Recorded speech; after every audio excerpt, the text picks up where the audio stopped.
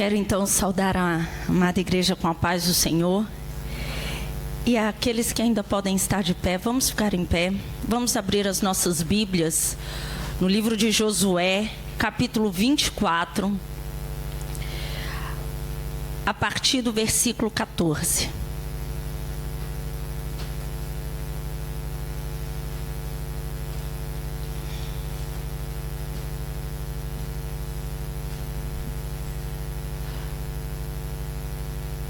Josué capítulo 24, versículo 14.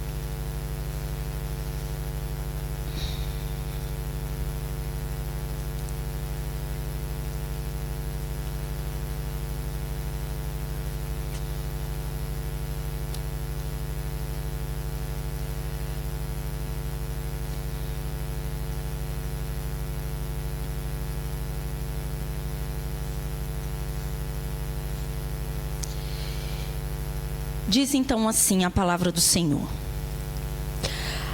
agora, pois, temei ao Senhor e serviu com sinceridade e com verdade, e deitai fora os deuses aos quais serviram os vossos pais da além do rio e no Egito, e servi ao Senhor. Porém, se vos parece mal aos vossos olhos servir ao Senhor, escolhei hoje a quem servais. Se os deuses a quem serviram vossos pais, que estavam da além do rio, ou os deuses dos amorreus em cuja terra habitais. Porém, eu e a minha casa serviremos ao Senhor.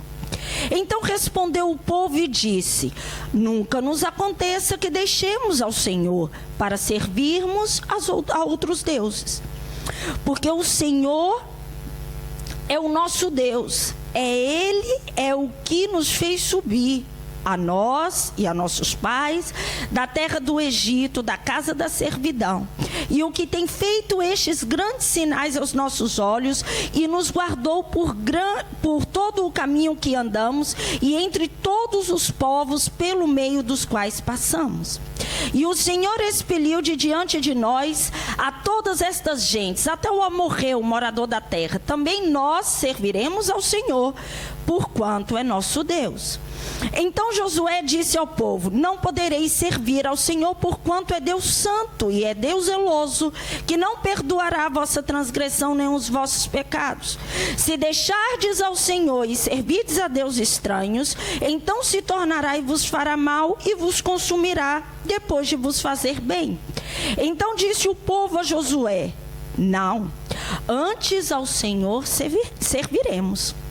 E Josué disse ao povo: sois testemunhas contra vós mesmos, de que vós escolhestes ao Senhor para o servir.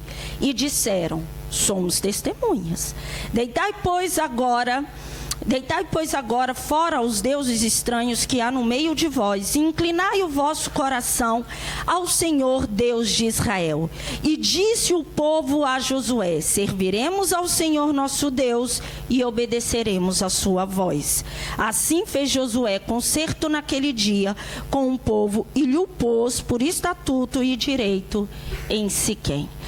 Senhor Jesus, ó Deus, nós te damos graças, Senhor, pelo privilégio que nós temos de render louvores a Ti, de dizer que Tu és santo, que Tu és poderoso, que Tu és um Deus salvador, que Tu és grande, que não há como Tu, Senhor, não há como Tu, Senhor, porque foi isso que nós cantamos nessa tarde, não há como Tu, e é por isso que nós nos sujeitamos, nós nos submetemos, nós nos derramamos diante da Tua presença, Senhor, pedindo que o Senhor realmente abra o nosso entendimento, trabalhe no nosso coração, Senhor, que a Tua palavra traga-nos, ó Deus, consolo, alegria, renovo, força, esperança, Senhor, e que não saiamos por essas portas da mesma maneira que nós entramos, mas que de fato, Senhor, o Senhor possa operar nas nossas vidas e também através das nossas vidas, Senhor. Assim nós oramos em nome de Jesus. Amém. Podeis assentar. Meus irmãos, nós estamos diante de um discurso. E não foi mais um discurso, mas foi o último discurso que Josué proferiu antes da sua morte. É verdade que se nós retrocedermos um capítulo, voltarmos um capítulo, nós também teremos ali um discurso, e não há consenso quanto a isso. Se isso é uma duplicação, e outros não acreditam que seja uma duplicação, porque um se deu em Silo e outro em Siquém, mas de fato esse daqui parece ser o discurso oficial então de Josué, um líder que Deus também levantou depois da morte de Moisés para poder direcionar, guiar o povo de Israel. E nesse seu último discurso, que nós poderíamos aqui dividi-lo em duas partes, porque a primeira parte, que nós não lemos, mas ainda vamos ler parte dele, a primeira parte desse discurso vai dizer respeito àquilo que Deus, que o Senhor realmente disse através de Josué, diretamente ao povo de Israel. E ali o Senhor vai lembrar aquele povo quem de fato é o Deus de Israel. E posteriormente a isso, nós vamos ver essa segunda parte do discurso de Josué, que foi a que nós lemos, quando Josué então vai perguntar àquele povo, vai pedir uma resposta àquela nação de tudo aquilo que eles ouviram.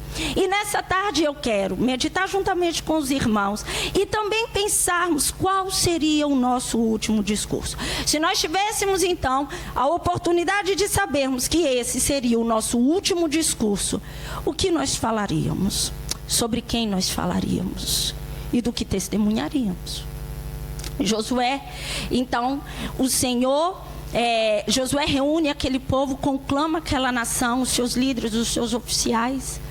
E diz o versículo 2 do mesmo capítulo que nós lemos, disse assim: então Josué disse a todo o povo, assim diz o Senhor Deus. Ou seja, todas essas palavras que nós vamos ler aqui é o Senhor a falar através da vida de Josué. E a primeira coisa aqui pontuada, colocada e mencionada pelo Senhor foi quanto à formação daquela nação. Como a história do povo de Israel se iniciou. E nós vamos ver, podemos ler então o versículo 2 que vai dizer: então Josué disse a todo o povo, assim diz o Senhor, o Deus de Israel, da além do rio antigamente habitaram vossos pais, Terá, pai de Abraão, e pai de Naó, e serviram a outros deuses. Eu, porém, tomei a vosso pai Abraão da além do rio, e o fiz andar por toda a terra de Canaã. Também multipliquei a sua semente e dei-lhe a Isaque. E a Isaque dei Jacó e Esaú, e a Esaú dei a montanha de Seir para possuir, porém Jacó e seus filhos desceram para o Egito. O que nós lemos aqui era a condição e o contexto que pertencia a Abraão antes que Deus o chamasse. Aqui dizia que ele estava num contexto de servidão a outros deuses, o seu pai, o seu irmão. E diz aqui, até em outra versão, que eles prestavam culto, em outra versão nós vamos ler, que eles prestavam culto a outros deuses. Ou seja, eles tinham algum contato com outros deuses. Também não há um consenso quanto aos estudiosos para afirmar categoricamente que ele servia aos outros deuses, mas por essa passagem e por outras nós inferimos que Abraão realmente tinha um contato sim com outros deuses, com outros ídolos, e Deus mesmo assim o chama.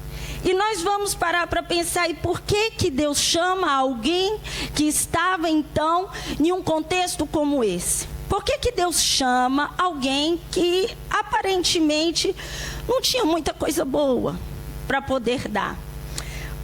Mas se nós pensarmos, meus irmãos, o princípio de Deus não é daquilo que nós vamos fazer, ou daquilo que nós vamos dar, ou daquilo que nós temos, mas é daquilo que Ele faz quando Ele nos chama, é daquilo que Ele nos concede para que nós tenhamos depois que Ele nos chama. E Deus olhou para Abraão e o chamou e falou para que ele saísse da sua terra, do meio da parentela dele, e fosse para a terra que Ele lhe mostraria. E assim Abraão obedeceu. Assim começa a história de alguém que Deus separou para que a partir dele fosse formada uma grande nação. Isso faz nos lembrar da nossa história. Porque Deus não chamou somente Abraão, Mas Deus chamou a cada um de nós. E quando Deus chamou a mim, eu não tinha nada de bom também. Eu estava destituída da glória dele. Todos nós estávamos destituídos da glória de Deus. Mas, segundo a sua graça, a sua soberania, a sua misericórdia, o seu amor e o seu propósito, Deus chamou Abraão, chamou a mim e chamou a ti. E fez disso uma transição nas nossas vidas. Nos tirou do domínio das trevas e nos transportou para o reino do Filho, do seu Filho amado. Porque o Senhor, o nosso Deus, foi ao nosso encontro. Tanto a história do povo de Israel acontece com uma iniciativa do próprio Deus ao chamar Abraão. A minha história e a sua história também é uma iniciativa do próprio Deus para conosco. Depois, nos versículos seguintes, nós vamos ver uma menção agora, não só à formação do povo, mas também a um grande livramento que o Senhor deu a Israel, quando então estava escravo no Egito. Vamos ler os versículos 5 a 7. Então enviei Moisés e Arão e feri ao Egito como fiz no meio dele, e depois vos tirei de lá. E tirando eu a vossos pais do Egito, viestes ao mar, e os egípcios perseguiram a vossos pais com carros e com cavaleiros até o mar vermelho. E clamaram ao Senhor, que pôs uma escuridão entre vós e os egípcios, e trouxe o mar sobre ele e os cobriu, e os vossos olhos viram que eu fiz no Egito. Depois habitastes no deserto por muitos dias.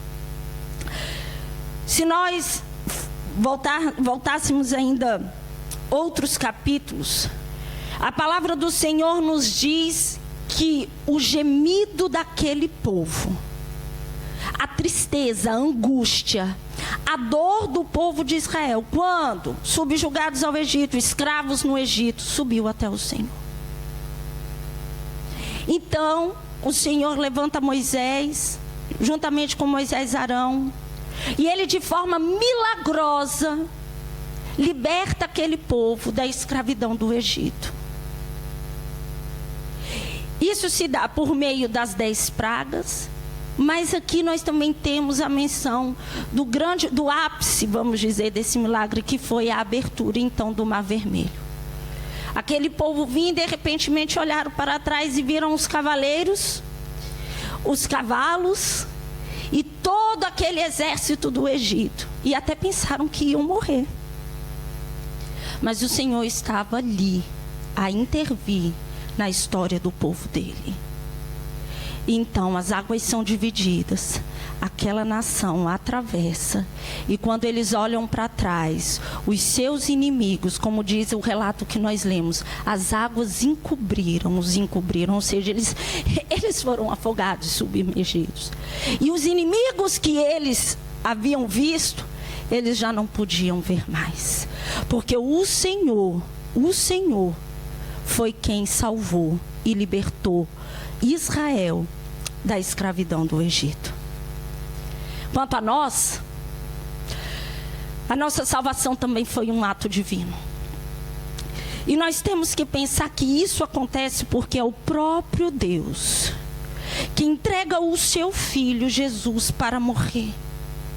Mas não foi só para morrer, Ele também o ressuscitou para que hoje fôssemos livres, como nós já ouvimos nessa tarde. E da mesma forma, meus irmãos, que os israelitas olharam para trás e não puderam mais ver os seus inimigos, os seus acusadores, os seus perseguidores. Nós que somos novas criaturas em Cristo Jesus, também podemos olhar para trás e não enxergar mais o pecado que nos condenava. Não quando olhamos para o mar, mas quando olhamos para a cruz e vemos o sacrifício e o sangue de Jesus vertido na cruz do Calvário. Tudo aquilo que nos condenava, que nos acusava, que nos diminuía, que nos fazia merecer a condenação eterna, o inferno, isso já não tem mais poder sobre as nossas vidas quando nós a entregamos ao Senhor Jesus Cristo. Da mesma forma, nós não enxergamos mais isso, nós não enxergamos mais esse peso do pecado que foi levado pelo nosso Jesus, e Ele nos purifica de todo pecado, e é por esse motivo que nós temos paz com Deus. No segmento, nós vamos ver que o Senhor fala de como o Senhor chama Abraão e como ele abandona tudo, segue-o, obedece. Depois nós vamos ver que há um Deus a operar em favor do seu povo, a livrar e a cuidar. E isso é afirmado ainda nesses versículos posteriores, do 8 ao 13, quando nós vamos ver o Senhor a falar em relação de todas as vitórias que foram concedidas ao povo de Israel. Olhamos para o versículo 8. Então, eu vos trouxe a terra dos amorreus que habitavam da além do Jordão, os quais pelejaram contra vós. Porém, os dei na vossa mão e possuístes a sua terra e os destruí diante de vós. Levantou-se também Balaque, filho de Zippor, rei dos Moabitas, e pelejou contra Israel e enviou e chamou Balaão, filho de Beor, para que os amaldiçoasse. Porém, eu não quis ouvir a Balaão, pelo que abençoando-vos ele, vos abençoou. E livrei-os da sua mão. E passando vós o Jordão e vindo a Jericó, os habitantes de Jericó pelejaram contra vocês, os amorreus, os ferezeus, os cananeus, os heteus, os girgazeus, os heveus, os jebuseus, porém os dei na vossa mão. E enviei vespões diante de vós, que os expeliram de diante de vós como os ambos os reis dos amorreus, não com a tua espada, nem com o teu arco. Josué, aqui por meio das palavras, é claro, do Senhor, vai descrever todas as conquistas militares que Israel obteve, todos os seus livramentos, todas as intervenções do Senhor em favor de Israel, impedir palavras de maldição e fazer com que eles sejam abençoados. Ou seja, o Senhor descreveu tudo aquilo que ele fez e disse assim: não foram a espada e o arco que lhes deram vitória. O que o Senhor está dizendo aqui, que não foi porque vocês são bons o suficientes, não é porque vocês estavam preparados suficientemente, não é porque vocês eram numerosos, porque não foi o teu arco e nem a tua espada que te concedeu essa vitória, mas fui eu, o Senhor, o seu Senhor, o Senhor dessa nação, que te separou, que te formou, que lhe garantiu vitória. Eu não sei quanto aos irmãos, mas quanto a mim eu posso dizer: tudo na minha vida, tudo, eu não consigo pensar em um estágio da minha vida que não foi a bênção do Senhor. Tudo foi a bênção do Senhor. O meu nascimento foi bênção do Senhor. A minha infância foi bênção do Senhor. A minha adolescência foi bênção do Senhor. E foi na minha adolescência que eu conheci o meu marido. Foi uma bênção do Senhor. Às vezes parece não parecer, mas a gente vai lá. Mas foi uma bênção do Senhor. As minhas filhas foram bênção do Senhor. E qualquer conquista que eu tenha tido, sonhos realizados, concedidos, tudo isso se resume numa coisa, meus irmãos: nas bênçãos do Senhor. O fato de eu estar aqui nessa tarde é uma bênção do Senhor. de poder compartilhar a mensagem dele é a bênção dele sobre a minha vida. Agora também eu posso dizer o outro lado, que muitas vezes eu achei que seria com o meu arco, que seria com a minha força, que seria a minha maneira. Mas não foi com o meu arco, não foi com a minha força, mas foi pelas bênçãos do Senhor. Igreja, existe um Deus na nossa vida. E isso é facto. O Deus que nós servimos não é uma hipótese nas nossas vidas. O Deus que nós servimos é um Deus, sim, existente, soberano, poderoso, que nos guarda, que nos livra, que nos sustenta, que nos ama, que nos ouve, que nos responde. Esse é o Deus que nós servimos e que está, sim, como esteve lá com a nação de Israel, a nos conceder bênçãos diariamente. E depois no versículo 13, nós vemos o cumprimento que o Senhor fez àquela nação. Porque disse o versículo 13: eu vos dei a terra em que não trabalhastes, e as cidades que não edificastes, habitais nelas e comeis das vinhas e dos olivais que não plantastes. Assim como o Senhor disse, eles possuíram uma terra que eles não cultivaram, cidades que não construíram, e comiam ainda dos olivais e das vinhas que nem sequer plantaram. Há um cântico, não é? Conta as bênçãos, dizes quantas são, recebidas da divina mão. Como diria o brasileiro, isso é muita bênção. Isso aqui é muita bênção. E nós também temos muitas bênçãos. Muitas o Senhor já nos concedeu. Mas nenhuma delas é maior do que a nossa salvação.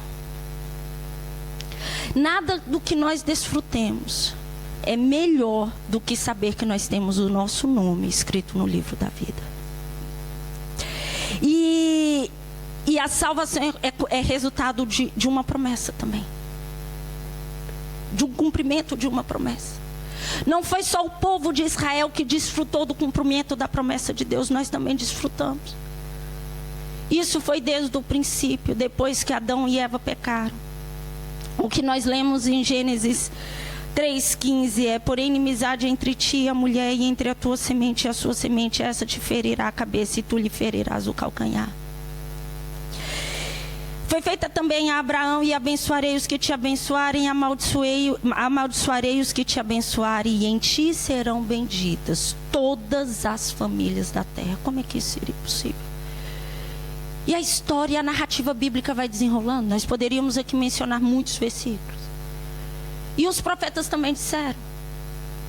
Isaías escreve: o Espírito do Senhor Jeová está sobre mim, porque o Senhor me ungiu para pregar boas novas aos mansos. Enviou-me a restaurar os contritos de coração e a proclamar liberdade aos cativos e a abertura de prisão aos presos, e a pregoar o ano aceitável do Senhor e o dia da vingança do nosso Deus, e a consolar todos os tristes.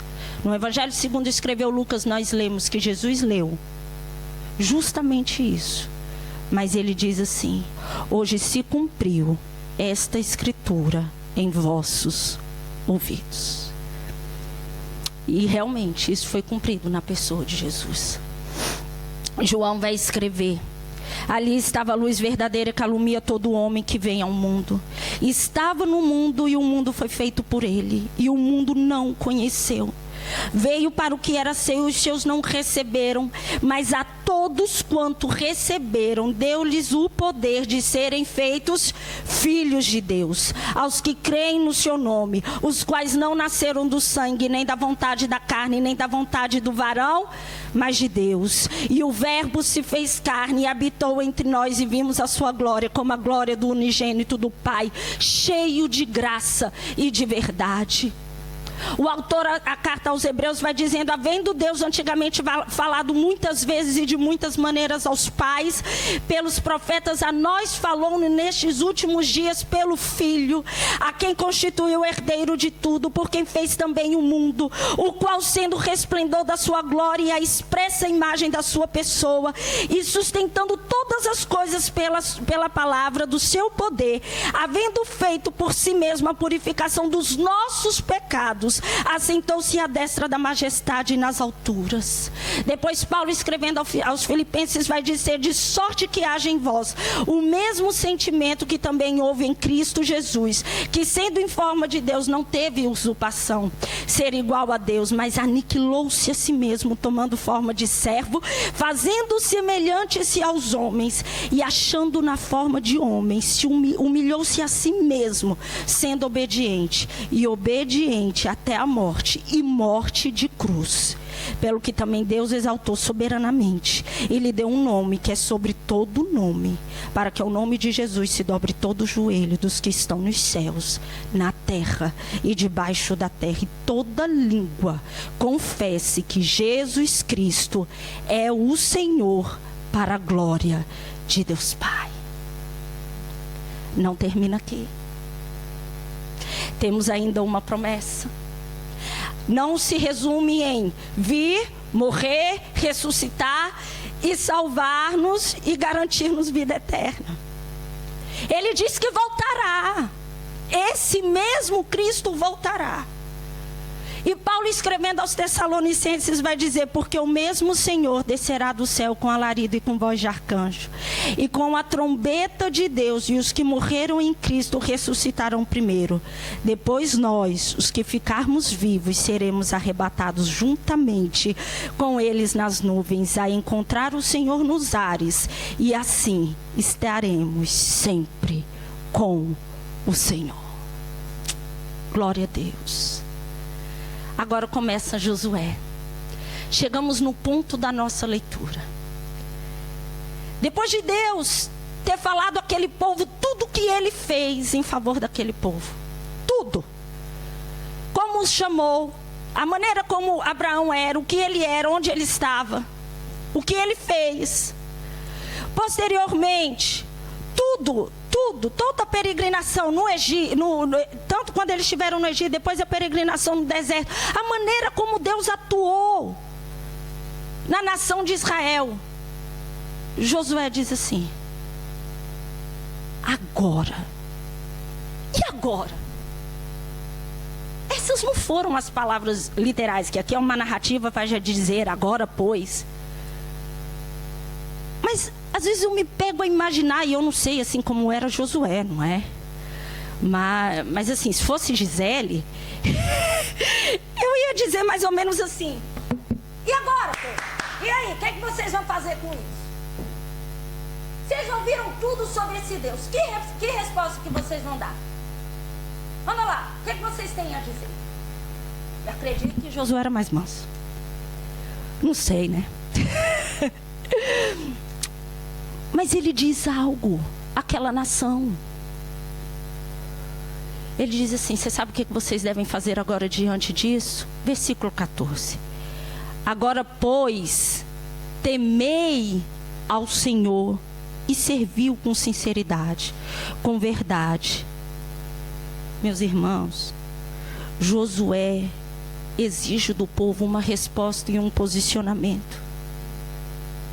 E a resposta só podia ser uma a esse Deus: temer ao Senhor, servindo com amor, com integridade, com verdade, com sinceridade, com fidelidade. E antes até que alguém falasse assim: e como? Como é que nós vamos fazer isso? Josué já disse. Versículo 14, parte B: e deitai fora os deuses aos quais serviram os vossos pais, da além do rio e no Egito, e servi ao Senhor. Josué está dizendo assim: vocês vão temer ao Senhor, devem temer ao Senhor com sinceridade, com verdade, com retidão. E isso só é possível se vocês deitarem fora os outros deuses. Porque o relacionamento com Deus exige renúncias. Exige o abandono do pecado. Aqui no caso a idolatria. exige nós deixarmos para trás tudo que não agrada ao Senhor. E Josué vai trazer gravidade àquilo que está sendo falado, seriedade. Quando lá no versículo 19 ele fala, porque Deus é santo, Deus é zeloso, Deus é ciumento.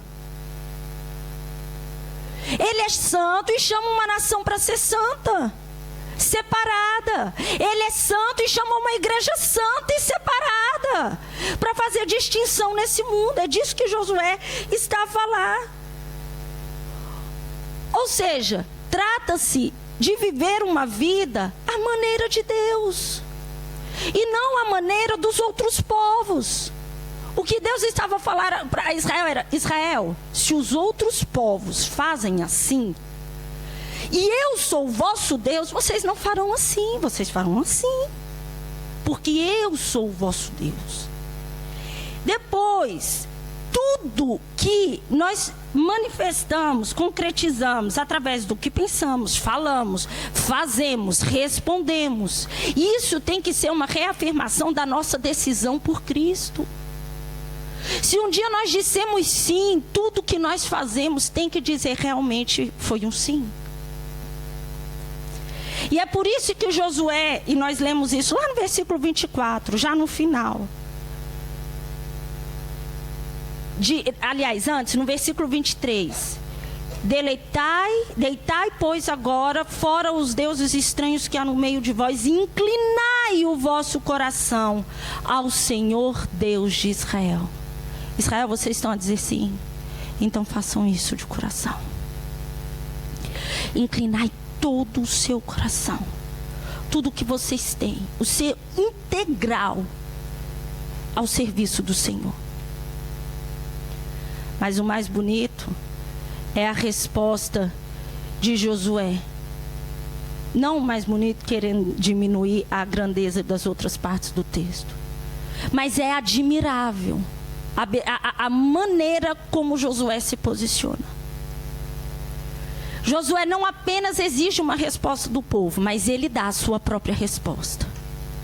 E ele diz assim: se aos vossos olhos vos parece mal servir ao Senhor, e vocês querem servir aos outros deuses, eu e a minha casa serviremos ao Senhor. Meus irmãos, se o mundo não quer servir ao Senhor, você quer servir ao Senhor? Se os outros disseram não, o que você vai dizer? A resposta de Josué revela a confiança que ele tinha no Senhor, o reconhecimento de todos os seus poderes, de todos os seus atos em favor da nação e da vida dele. Revela obediência, revela um posicionamento da sua liderança.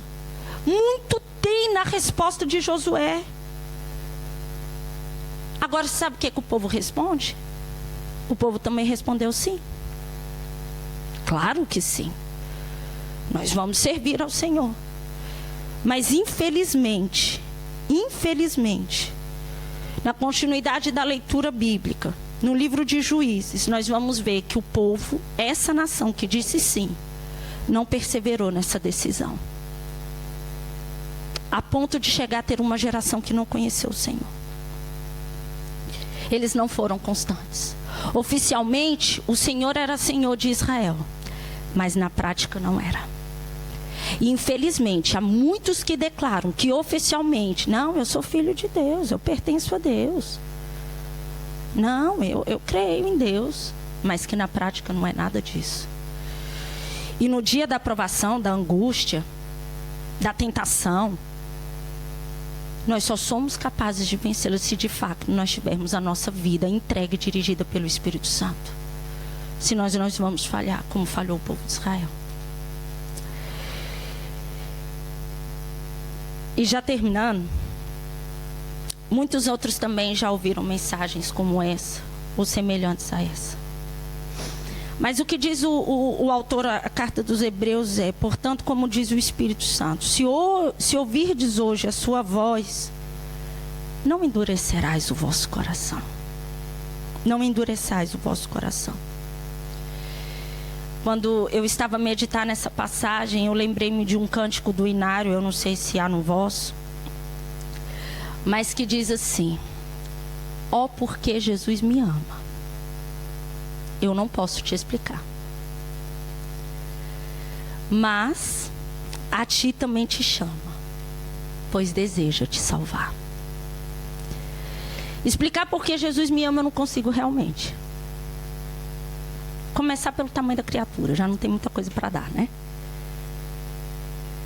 Mas Ele me ama. E hoje também te chama, pois deseja te salvar. Não me lembrei apenas desse cântico, mas lembrei-me de outro, que diz: meu amigo, hoje tu tens a escolha, vida ou morte, qual vais aceitar? Amanhã pode ser muito tarde.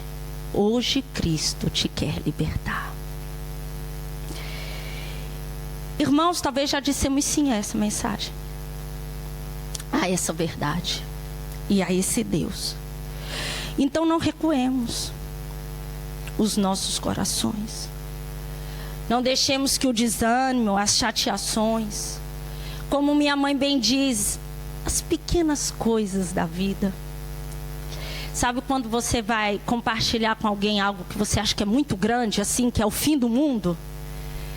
É o que quando eu vou fazer com a minha mãe. E a minha mãe diz assim: ô minha filha,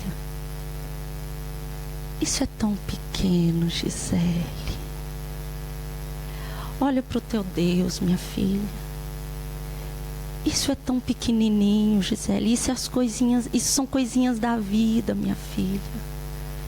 E que isso não te faça se esquecer para o que você foi salva, para o que você foi chamada e por que você foi liberta.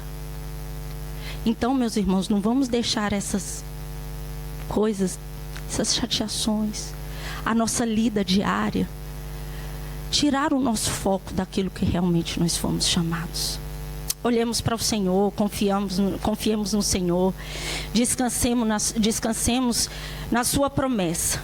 Hoje também temos uma escolha: de duvidar ou confiar, de parar ou avançar, de desistir ou persistir, de murmurar ou de orar.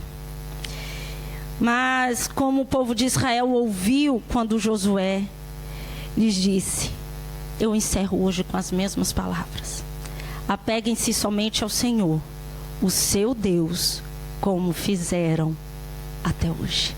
Que o Senhor nos abençoe e nos ajude.